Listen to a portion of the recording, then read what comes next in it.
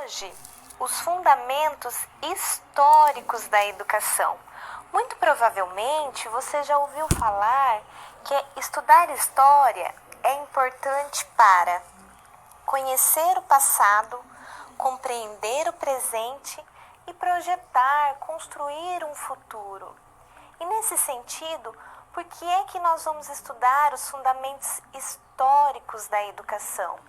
Nós faremos o recorte nessa aula a partir da década de 30 e passaremos até os dias atuais. E para estudar os fundamentos históricos da educação, é importante reconhecer que todo o desenvolvimento da sociedade se dá numa conjuntura.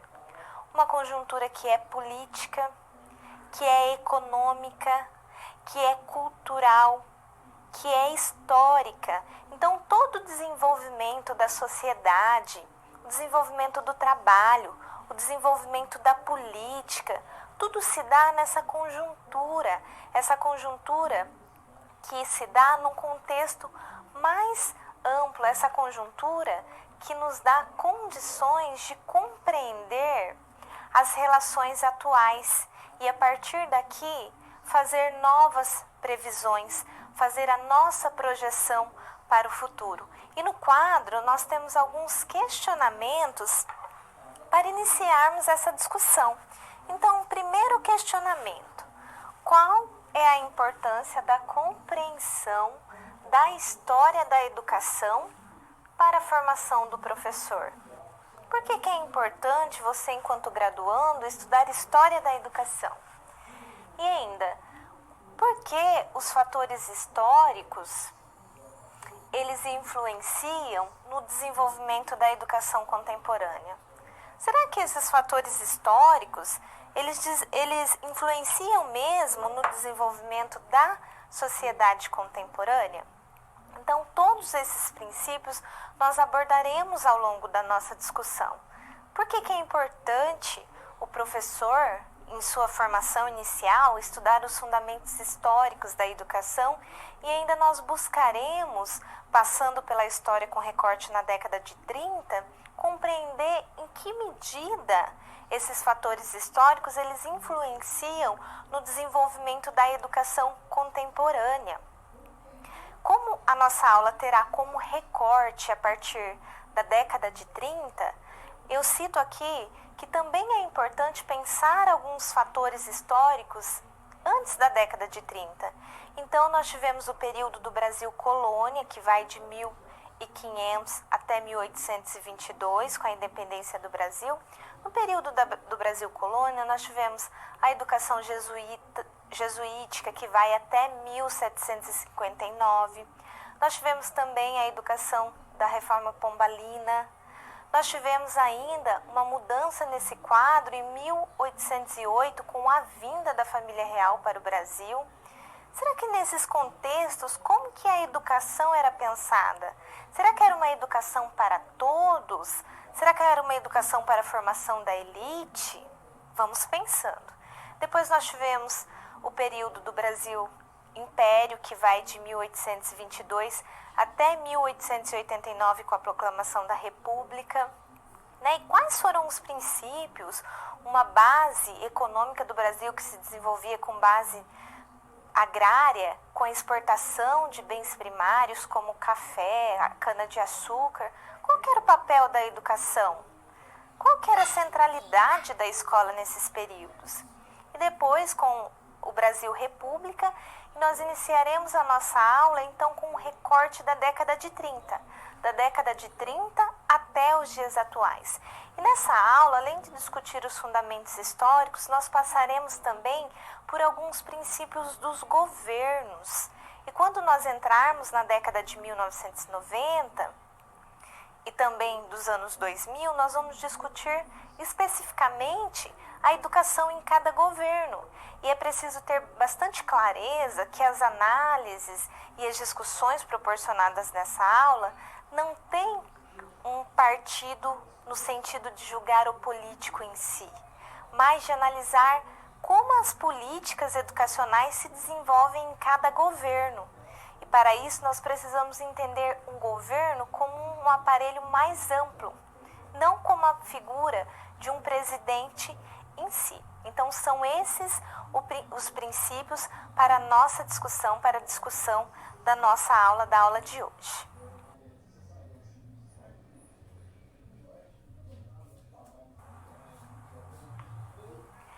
Nesse conceito, discutiremos a educação brasileira de 1930 até 1964.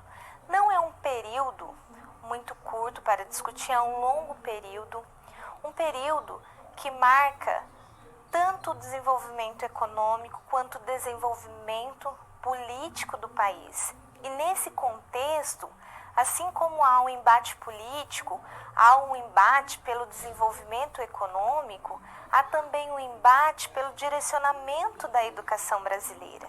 Então, por que recortar a partir da década de 1930? Nós tivemos, num contexto mundial, nós tivemos em 1929 a quebra da Bolsa de Valores de Nova York, que causou uma crise no sistema capitalista mundial.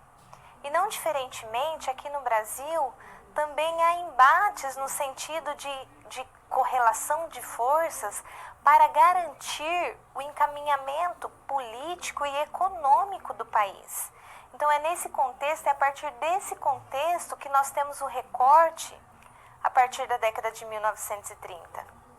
Então, nós tivemos, em 1999, a eleição de Júlio Prestes, que não chega a assumir devido ao golpe de Getúlio Vargas em 1930. Então, quem assume o poder é Getúlio Vargas, e ele permanece no poder até 1945. Então, Getúlio Vargas, esse que tem como base um projeto de desenvolvimento nacionalista. Ele quer que o país deixe de ter aquela base oligárquica e agrária e passe, então, a se inserir num contexto de industrialização. No entanto, a base desse governo é uma base nacionalista. Então, é nesse contexto que nós iniciamos as discussões da educação de 1930 a 1964. E no quadro, nós temos a seguinte citação, que as transformações ocorridas nos governos de Getúlio Vargas, depois passando para Juscelino Kubitschek, Jânio Quadros, João Goulart, decorreram em intenso desenvolvimento industrial, a busca, a corrida pela transformação, que o Brasil deixasse de ser um país agrário e passasse a ser um país industrial. E num contexto, e todo esse movimento, essa corrida, ele se desenvolve num contexto de democracia restrita, que exigiu uma política educacional coerente com os projetos de desenvolvimento em curso. Então, se nós tivemos com o golpe em 1930, que ficou conhecido como a Revolução de 30, que é o momento em que Getúlio Vargas assume o poder com esse projeto nacionalista e que vai até 1945, quando nós temos, então, logo em 1956, a chegada de Juscelino Kubitschek no poder. Enquanto Getúlio Vargas ele tinha essa base nacionalista, Juscelino Kubitschek ele ficava dividido entre essas bases nacionalistas e também quanto ao desenvolvimento ligado ao capital privado, ao capital nacional e internacional. E depois nós tivemos em 1961 João Goulart no poder. E ele representa e ele retoma com muita força o projeto de desenvolvimento nacionalista de Getúlio Vargas. E o que toda essa correlação de forças vai responder na educação brasileira? Se estamos pensando na passagem de um país de base agrária para um país que se insere num processo de industrialização, qual é a centralidade de discutir a educação? Será que a educação tinha centralidade? Será que antes do Brasil República, como que era a educação? A educação era uma educação pensada para todos ou uma educação pensada para a elite? Então é a partir da década de 30, mais precisamente com o movimento da Escola Nova ou dos reformadores da educação em 1932, é que a educação ela passa a ser pensada num contexto de garantir educação para todos. Porque embora antes tinha-se a educação como um direito de todos os cidadãos, quem será que eram os cidadãos? Será que sempre o cidadão teve essa conceituação de hoje, todos, direito, deveres de todos? Ou será que antes os cidadãos eram a elite, era a classe hegemônica, eram os detentores de propriedade? Quem será que eram os cidadãos antes? Quem que eram os cidadãos no período do Brasil colônia? Quem que eram os cidadãos no Brasil império? Então são essas discussões, são essas percepções que é importante que você, graduando, que você, futuro professor, tenha, no sentido de sempre buscar garantir uma educação para todos. Nesse sentido, no quadro, nós temos o período de 1932, que nós tivemos o Manifesto dos Pioneiros da Educação Nova, que defendia a educação pública, gratuita, obrigatória e laica, sem a interferência da Igreja Católica, sem interferência de religião, e que preparasse as novas gerações para as mudanças que estavam em curso no país. Então essa era a defesa do Manifesto dos Pioneiros da Educação Nova.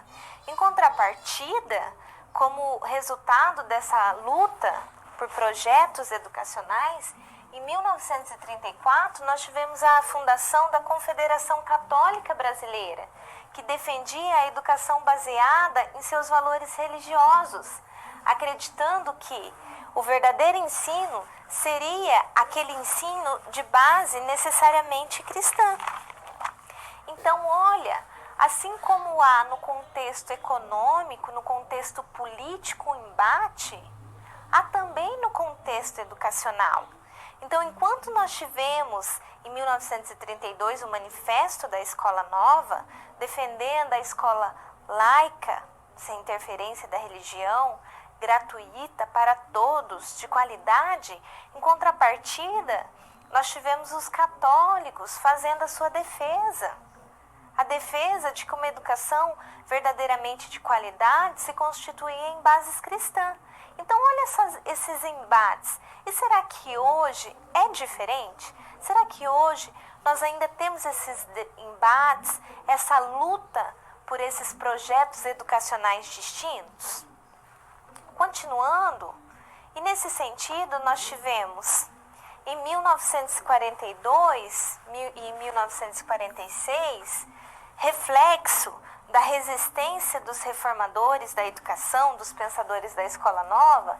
Nós tivemos nessas leis orgânicas algumas garantias conquistadas, como o ensino supletivo para diminuição do analfabetismo, a organização da carreira docente e da regulamentação dos cursos de formação docente, o estabelecimento dos cursos secundários, ou que hoje nós conhecemos como ensino médio, que passaram a ter duração de 4 anos, no ginásio, e de 3 o colegial, e daí se dividia em científico e clássico. E olha um importante dado. 1961, a promulgação da nossa primeira LDB. Olha como é complexo o contexto da educação brasileira. Nós tivemos então em 1932 a luta dos manifestos dos pioneiros da educação nova. Nós tivemos essa luta por garantia de educação gratuita, laica para todos. E olha quando nós tivemos uma lei de diretrizes e bases para a educação nacional só em 1961. Você sabe, aluno, quanto tempo essa LDB ficou em tramitação? 13 anos e meio. Então tem alguns autores, como Saviani, que vão dizer que ela é uma lei que já nasceu velha. Ela ficou por 13 anos e meio em tramitação. Por quê? Justamente por esses embates de interesses. esses embates entre os reformadores e os conservadores da educação. Então, nós tivemos em 1961 a promulgação da LDB, que mesmo ainda entre embates, vem trazendo princípios da educação gratuita, mas também estabelecendo o ensino religioso como obrigatório. Então, temos em 1961 a promulgação da LDB, mas logo em 1964 nós já tivemos o golpe militar. Será que a educação ela conseguiu avançar nesse período? Como que ficou esse período? São essas as relações, as conexões que nós precisamos ir realizando.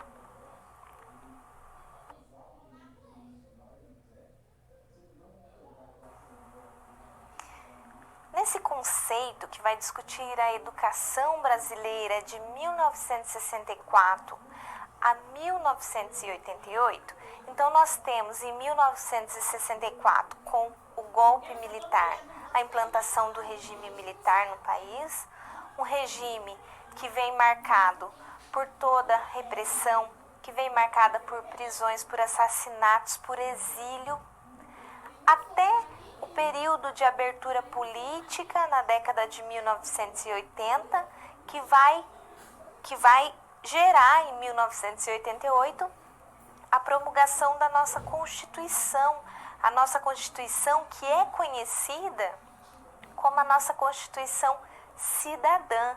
E logo nós trataremos por que ela traz esse princípio de Constituição cidadã. Então, no quadro, nós temos que o golpe militar de 1964, depois o presidente João Goulart, aquele que retoma o nacionalismo do Getúlio Vargas, e ele origina então a ditadura civil-militar, que vai durar até 1985. E o que será que esses princípios com o golpe militar, o que será que isso vai refletir na economia, na política, na educação? Como será? Aonde que fica o papel nesse processo? Onde é que fica o cidadão? Onde é que ficam os direitos sociais nesse período da ditadura militar? Então, nós tivemos o golpe militar em 1964, que foi um período que durou até 1985. É um período que, se tratando de desenvolvimento econômico, ele gera o que alguns autores trazem como um milagre econômico. O Brasil fez um boom em desenvolvimento com base em investimento privado, um desenvolvimento com base em recursos nacionais e internacionais. Então, durante a ditadura militar, nós tivemos todos esses conceitos, todo esse desenvolvimento econômico. Mas aonde é que ficam os direitos sociais? E a educação? Onde é que fica a educação nesse período do regime militar? A educação, assim como a cultura, ela passa por um momento de repressão, assim como todo segmento social no período da ditadura militar. Então, repressão, até hoje é comum nós ouvirmos em jornais o encontro de ossadas de pessoas desaparecidas no período da ditadura militar. Porque durante a ditadura militar, todo aquele que contrapunha os ideais do governo eram exilados, eram repreendidos, eram até assassinados, todos aqueles. E esse reflexo, o reflexo dessa ditadura militar, desse contexto militar, ele não se restringe apenas no campo político ou no campo econômico. Ele chega também no campo educacional. Quantos professores, alunos, se vocês perguntarem para algum conhecido de vocês que estudaram nesse período, muito provavelmente eles vão poder contar para você, aluno, toda a repressão, toda a situação que gerava o desenvolvimento de uma sociedade que tinha que estar de acordo com os planos desse governo. Então, todo o exílio, todos aqueles, sejam professores, alunos, artistas, todos aqueles que não estavam de acordo com o desenvolvimento do governo, sofriam alguma sanção. Vocês podem pesquisar quantas músicas nós temos que foram elaboradas no período de ditadura militar e que trazem um duplo sentido. Eles queriam denunciar essa sociedade, no entanto, eles passavam por repressão. E nesse sentido, eles usavam termos pejorativos que dessem um duplo sentido para poder denunciar essa realidade. Então, é toda essa conjuntura que vai envolver o desenvolvimento da educação no período de 1964 até 1985, quando dá-se início à abertura política. Momentos antes, com o fortalecimento dos movimentos sociais, mas que a ditadura, precisamente, ela vai até 1985. E continuando no quadro, nós temos aqui a discussão da década de 70. Então, a década de 70, ela traz um milagre econômico. O que traz o milagre econômico? Nesse período, há o crescimento do PIB e a diversificação do parque industrial, o que requeria a formação rápida de mão de obra qualificada. Então, vamos pensar um período de ditadura militar, um período de milagre econômico, desse grande crescimento do PIB, desse grande desenvolvimento da industrialização. E como é que se dá esse contexto? Como é que se dá esse desenvolvimento? Então, vamos pensar um período de ditadura, um período de regime opressor, com grande crescimento industrial. Como é que vocês pensam que vai se dar o desenvolvimento da educação escolar nesse período? Qual será que é a base, a fundamentação da educação no desenvolvimento do período do regime militar? Será que é uma educação conservadora, uma educação tecnicista, uma educação nova? Para onde é que foram os princípios dos defensores da Escola Nova de 1932 nesse período de ditadura militar? O que foi necessário para a sociedade brasileira retomar o projeto de desenvolvimento educacional que estava sendo construído antes dessa ditadura? Quais foram os movimentos, quais foram as ações necessárias para esse momento? Olha quantas reflexões são necessárias para nós pensarmos a educação no período de 64 a 1988.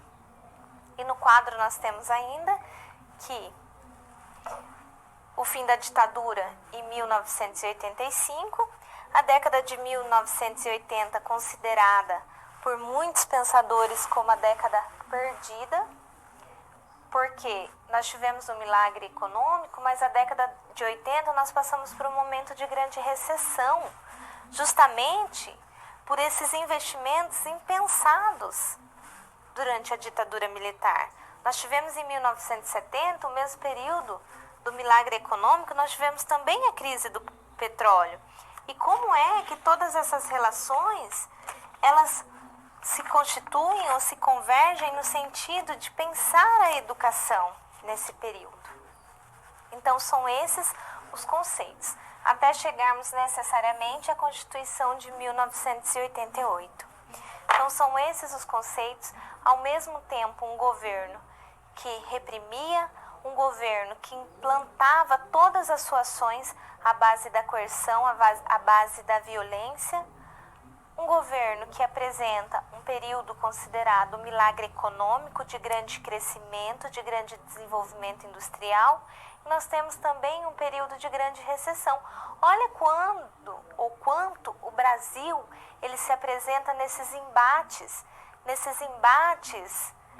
de interesses, embates que cada governo chega e faz aquilo. E onde será que fica o pensamento do bem comum, o bem da sociedade como um bem comum e coletivo?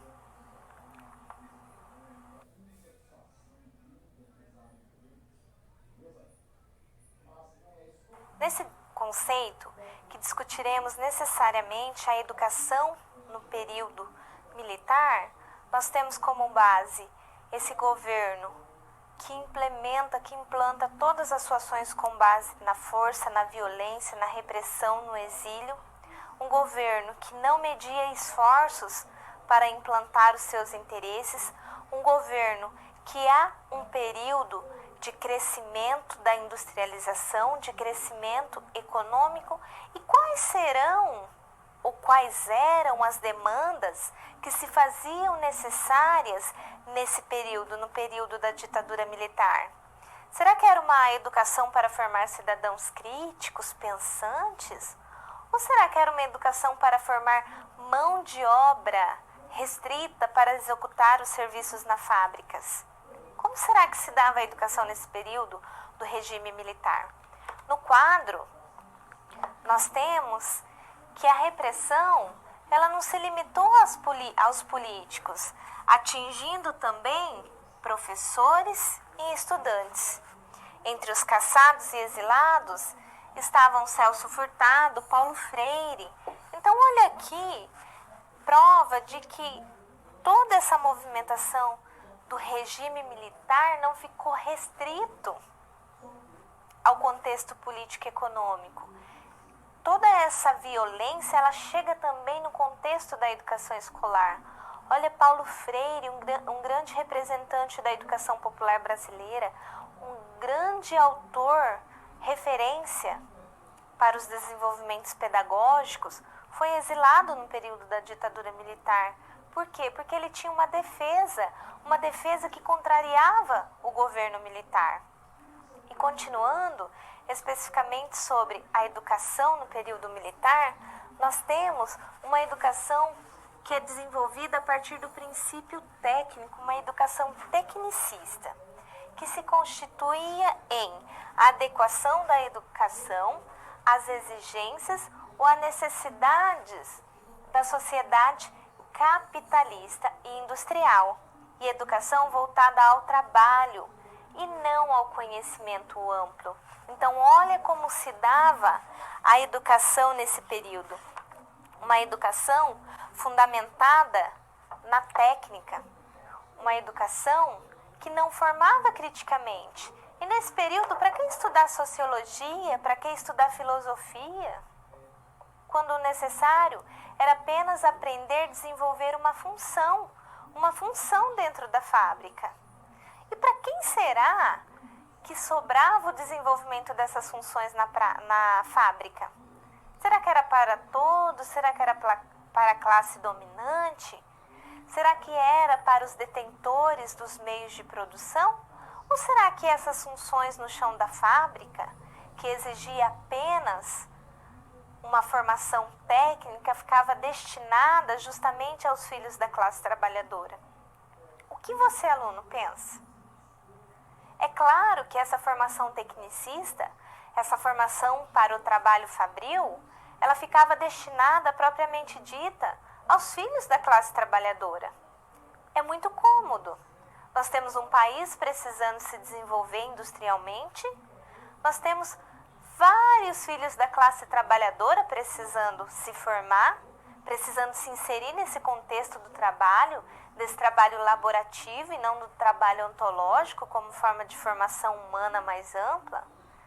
Então é muito válido para o governo. Então ele desenvolve uma educação técnica, uma educação racional para cumprir funções, racional para cumprir ordens dentro da fábrica. Não precisava formar seres pensantes. Para quê? Precisava formar trabalhadores adestrados para desempenhar as suas funções da melhor forma possível, garantir o desenvolvimento da sociedade capitalista, garantir o desenvolvimento da industrialização brasileira. Olha como todo esse contexto político, social e econômico mais amplo, eles vão se encaixando no sentido do desenvolvimento da educação. E será que esses princípios, como será que eles influenciam a educação no contexto atual? Será que o desenvolvimento da nossa educação na atualidade, será que tem como base, será que tem algum princípio ligado a educação nesse período tecnicista, a educação nesse período do regime militar? Continuando, no quadro nós temos alguns termos de como a educação ela se realizou no período militar. Então ela foi pautada na falta de recursos. Investir na educação não era investir, era gastar em educação. Nós tivemos, olha aqui, a intensificação da elitização das escolas privadas. A elite nas escolas privadas. Por quê? Para os pobres, para a classe trabalhadora, restava a formação técnica.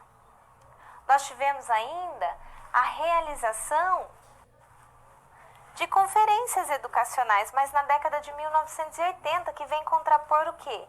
Que vem contrapor justamente todo esse desenvolvimento da educação no período do regime militar. Nós tivemos ainda, por parte do governo, essa desobrigação com a profissionalização, uma profissionalização crítica, mas nós tivemos a ênfase na profissionalização de mão de obra barata para desempenhar os papéis nas fábricas. E nós tivemos também, nesse período de embate, iniciativas de governos estaduais opositores do regime militar. Então, olha como esse cenário, como essa conjuntura de embates, como essa conjuntura de luta por poder, como ela vai se constituindo. Então, ao mesmo tempo que no governo federal, no regime militar, tem-se essa intensificação da profissionalização maciça, que gera o quê? Gera a elitização da escola privada. A elite, ela não queria formar os seus filhos para o chão da fábrica. A elite queria formar os seus filhos para ocupar os cargos mais abastados da sociedade. Então, nós temos esse processo de intensificação da técnica, da racionalização, da profissionalização em massa para atender essa demanda, essa mão de obra da fábrica. Ao mesmo tempo, nós temos governos estaduais opositores ao regime militar, mais precisamente a partir da década de 80, dos anos 80, fazendo mesmo a oposição, a resistência a esse desenvolvimento educacional que se estava sendo realizado no contexto da ditadura militar. Quais serão essas implicações para o contexto atual? Será que há? É nesse sentido que você, aluno, que você, graduando, futuro professor, precisa ir estabelecendo essas conexões junto aos fundamentos históricos da educação. É lógico que a história da educação ela tem muito mais princípios, argumentos a nos oferecer, mas algumas correlações com a educação são necessárias para compreender a educação na atualidade e, a partir daí, propor um novo projeto de educação.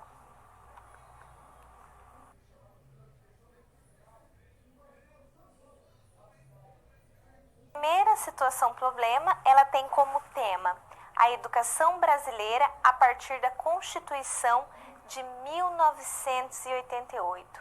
Então, se nós temos um embate que vem desde a década de 1930, quando a educação, a partir dos movimentos dos reformadores da educação, ela começa a ganhar espaço como discussão de uma educação pública, gratuita, laica, para todos. Em 1961, nós temos a nossa primeira Lei de Diretrizes e Bases da Educação Nacional, que durou 13 anos e meio de tramitação. Aí nós tivemos logo em seguida, em 64, o golpe militar, que estabeleceu, que instaurou o regime militar. E nós tivemos em 1980, na década de 80, o período de redemocratização do país, de reabertura política. E como é que nós podemos pensar a educação na Constituição de 1988? Então, no quadro, nós temos alguns princípios que vão reger a educação brasileira a partir da Constituição de 88. Nós temos o estabelecimento da educação como um direito de todos, dever do Estado, olha aqui, dever do Estado e da família. Olha o termo que vem primeiro, o Estado mantenedor da educação. Não que não seja dever da família, mas primeiramente é dever do Estado. A educação obrigatória dos 7 aos 14 anos e agora em 2019 ela é alterada, obrigatória dos 4 aos 17 anos. Nós tivemos também um período com a Constituição de 88, a valorização dos profissionais da educação e também o estabelecimento da gestão democrática como um princípio norteador da educação. Então, olha, quantos avanços nós tivemos na educação a partir da nossa Constituição de 88. Mas será que isso se efetiva na realidade? Será que essa relação, ela se efetiva nesse contexto? Como é que será que o Thomas, lá na escola dele, está conseguindo apreender esses conceitos históricos? Como será que o Thomas, lá no seu estágio, será que ele está conseguindo perceber essas garantias da Constituição de 88 lá na escola que ele está estagiando? Será que esses princípios eles se fazem vigentes ainda hoje na sociedade? A Constituição de 88 é a Constituição vigente, mas será que os princípios na atualidade estão presentes nesse momento histórico, nesse momento conjuntural da nossa sociedade brasileira? Então são alguns argumentos para nós irmos pensando essa relação no contexto da educação. E agora, eu tenho no quadro um momento em que eu quero que você envie as suas dúvidas e as suas contribuições. Mas para isso, eu apresento o seguinte questionamento no quadro. As disputas em torno do projeto de desenvolvimento político, econômico, social expressam-se também sobre as políticas educacionais. Ao longo da história da educação pública versus educação privada, financiamento público exclusivo para a educação pública versus financiamento público para a iniciativa privada, educação laica versus educação católica, educação tradicional versus perspectivas pedagógicas, marcaram os debates educacionais. E diante do exposto, na atualidade, qual é a conjuntura da educação brasileira? O que é que você, aluno, entende? Diante de todos esses embates de luta entre o financiamento público versus financiamento público para instituição privada, educação laica versus educação religiosa, o que é que você pensa? Qual que você pensa, analisando a conjuntura atual da educação brasileira, qual é o projeto educacional que você acha que está em curso? Um projeto conservador, um projeto progressista, um projeto que visa a transformação ou um projeto de manutenção da sociedade? Eu vou ficar aqui aguardando a sua participação ansiosamente.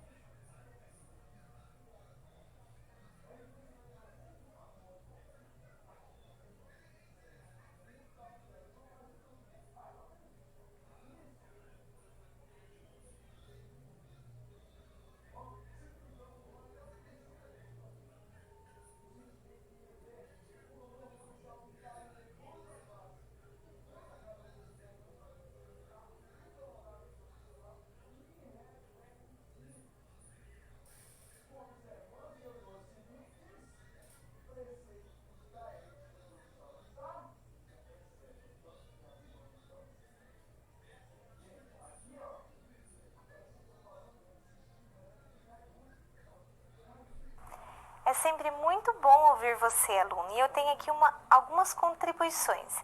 Contribuições do Polo de Vitória da Conquista. Então, diz o seguinte, que hoje nós temos uma educação calçada em vieses ideológicos que se julgavam superados após a queda do Muro de Berlim. Direita versus esquerda, comunismo versus capitalismo. Nós tivemos também uma contribuição do Polo de Santa Luzia, que acha que atualmente a educação visa que ela seja capaz de mudar a sociedade. Então são contribuições riquíssimas, são contribuições que a partir da sua leitura, aluno, você consegue compreender qual é o projeto de educação que se faz vigente na sociedade atual. E neste momento da aula nós vamos começar a chegar mais na contemporaneidade discutindo a educação. E no final da aula eu aguardo novamente a sua contribuição.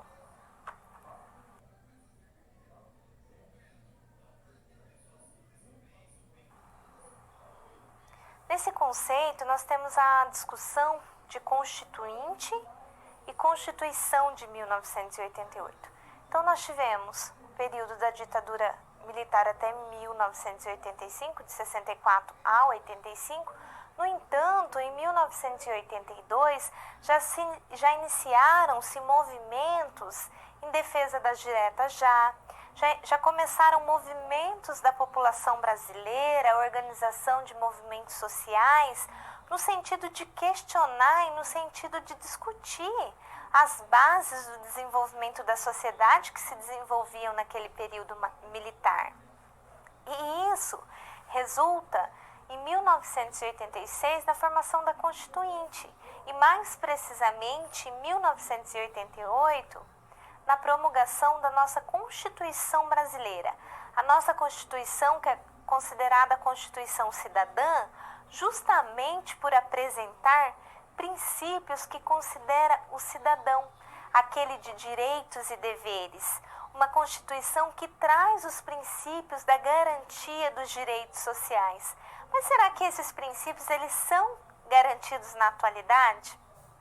Eu sempre digo para os meus alunos que todos deveriam ler inteiramente a Constituição Cidadã, a nossa Constituição de 88, sem pular um parágrafo que seja, porque se nós cidadãos soubéssemos cobrar aqueles princípios que estão lá na nossa Constituição de 88, certamente nós teríamos outras relações de sociedade, nós teríamos outras relações de trabalho, nós teríamos outra educação, nós teríamos ainda outros direitos como saúde, moradia, segurança garantidos. Porque todos esses princípios eles estão garantidos lá na nossa Constituição Cidadã.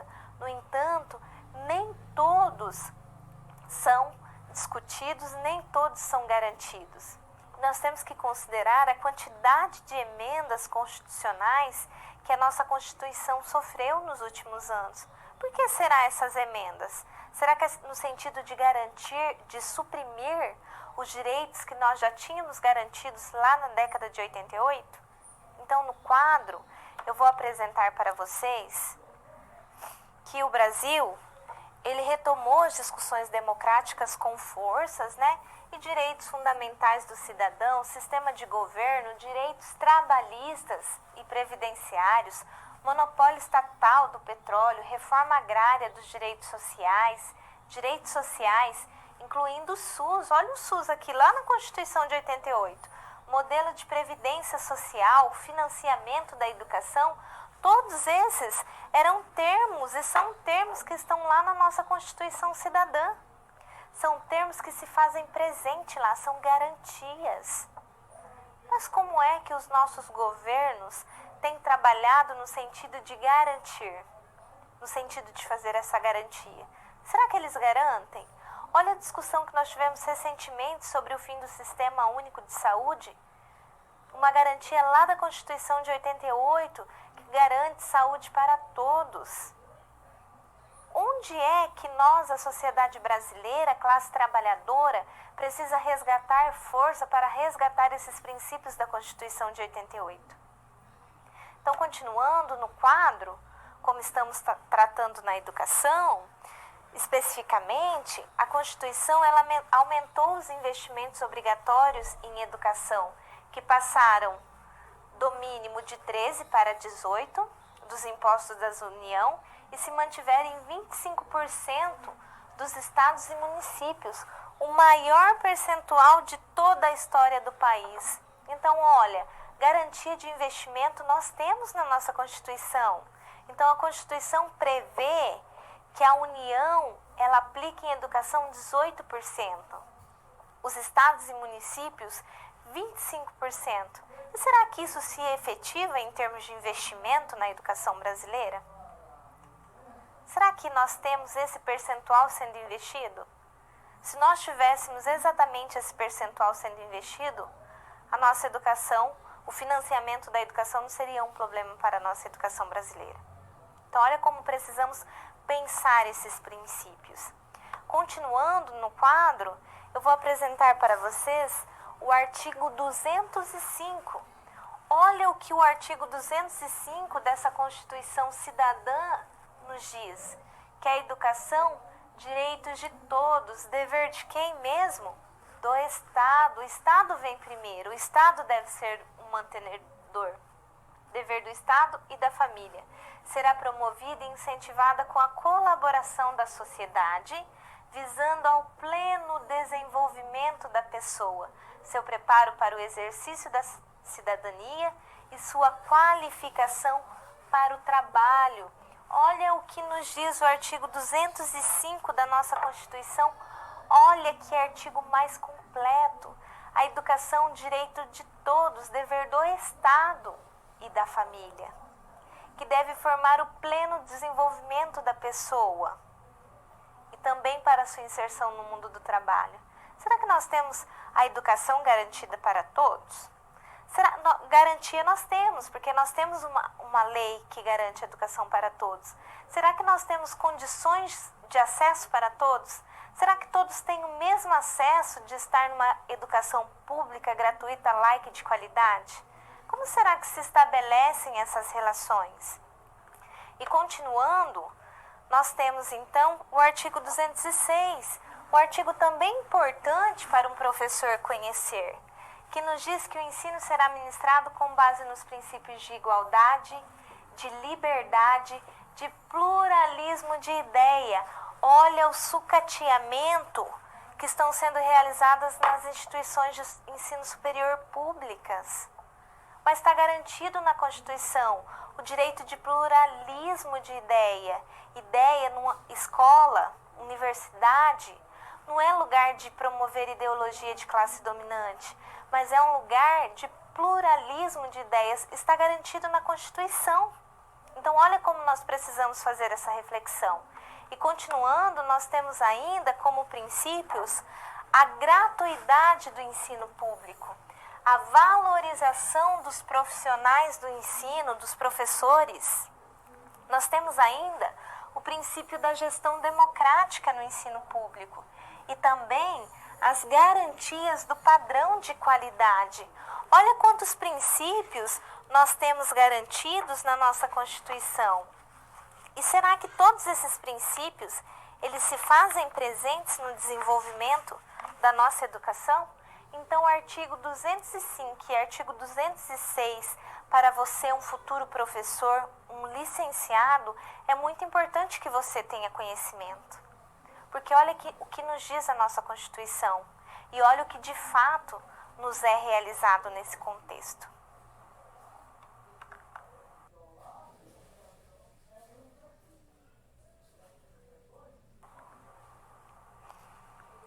Então, nesse conceito que vai discutir a educação brasileira nos governos Collor e FHC, nós temos já o contexto da promulgação da Constituição de 88 e nós temos um duplo movimento.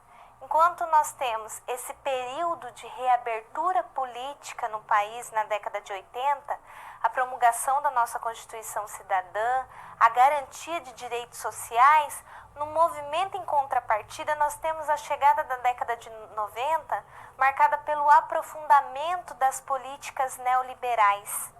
E o que é que essas políticas neoliberais elas vão ocasionar na nossa educação, na nossa conjuntura política, social, econômica? Então, no quadro, nós temos no cenário nacional o período de redemocratização do país e no cenário internacional e também nacional, nós temos o aprofundamento das políticas neoliberais. Essas políticas neoliberais que elas chegam justamente para os países em desenvolvimento. Então nós temos um sistema capitalista tentando se reestruturar e garantir o desenvolvimento das suas bases capitalistas, liberais. Então ela se desenvolve por meio das políticas neoliberais, que necessariamente para os países em desenvolvimento, como é o caso do Brasil, elas vão chegar mais precisamente com o consenso de Washington, em 1990, que muitos autores tratam como um pacote terapêutico que chega para esses países em desenvolvimento. E é justamente nesse cenário que a educação, aí ela passa a ser o objetivo do governo. Ela passa a ser o objetivo do governo para apaziguar a pobreza crescente, fruto desse sistema capitalista desigual. Ela passa para poder garantir, ela passa a ser interesse do governo para poder garantir a manutenção do status quo da sociedade. Então, olha quantas reflexões se fazem necessárias nesse sentido. Continuando, nós temos então, sobre o consenso de Washington, que ele previa disciplina fiscal, redução de gastos públicos, reforma tributária, abertura comercial, investimento estrangeiro direto com eliminação de restrições, privatização das estatais, desregulamentação, afrouxamento das leis econômicas e trabalhistas. Então, olha só, como tudo é muito amarrado, como tudo parece ser muito distante, mas está muito próximo. Nós temos isso lá em 1990. Nós temos o consenso de Washington. E lendo as linhas, as diretrizes orientadoras desse consenso de Washington, parece que é hoje. Afrouxamento das leis trabalhistas, privatização das estatais. Parece que nós estamos pensando o contexto atual, o contexto contemporâneo no desenvolvimento das políticas econômicas. Então, olha como tudo vai se amarrando. E nós temos em contrapartida a década de 80, a reabertura política. Nós temos já na década de 1990 o aprofundamento dessas políticas neoliberais no país. E continuando, nós temos então o Fernando Collor, que ele vai de 1989 a 1982. Ele se elege com um discurso liberal, né, fim dos marajás. Olha como era tratado o funcionário público, marajás. Será que isso é verdade? Redução do Estado, privatização das estatais e prioridades do mercado no combate à inflação. Sendo muito questionado, nós temos em 1993, quando Itamar Franco assume no lugar do Collor, que vai de 1993 a 1994, e daí nós temos a implantação do Plano Real. E quem é que estava como base do Plano Real? Fernando Henrique Cardoso, que tem a sua participação nesse Plano Real. E quem é o próximo presidente do governo brasileiro? Fernando Henrique Cardoso, nosso governo FHC. Então, olha como tudo vai fazendo sentido e vai se amarrando quando nós vamos pensando no direcionamento da educação.